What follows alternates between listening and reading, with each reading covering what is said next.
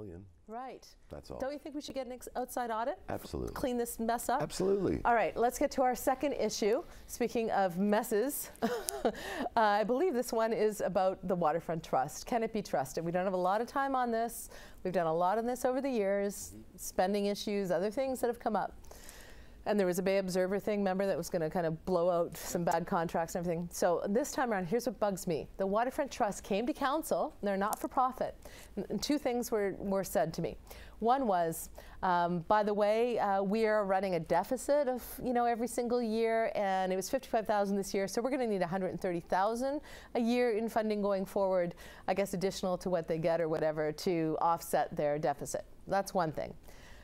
Why do you need more money? They're going to have more expenses. What the point is, whenever a city department or a city arm's length group comes to the city and says, we can't operate on a break even, and council says, okay, here's more money to put into that money pit, it makes me nuts as a business owner. And the second thing is, they were also awarded to do a bunch of the new development work to manage that. So we're not only putting money into a hole, if they're not running it at least a break even, maybe look at what they're running on the waterfront. I mean, I like the trolley and stuff, but if we're losing cash, come on.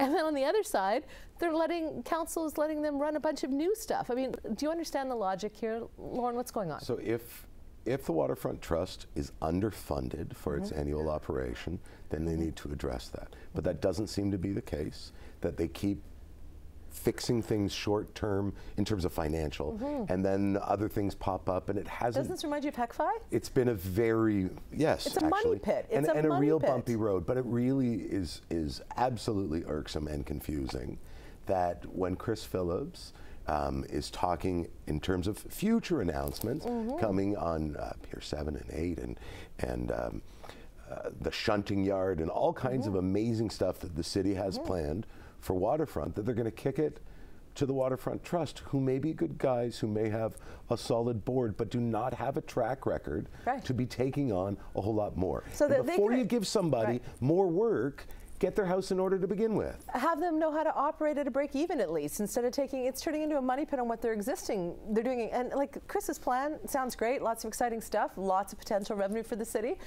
So have the Waterfront Trust advise based on their knowledge of the area, but don't have them manage it when they're already running a deficit in their current stuff.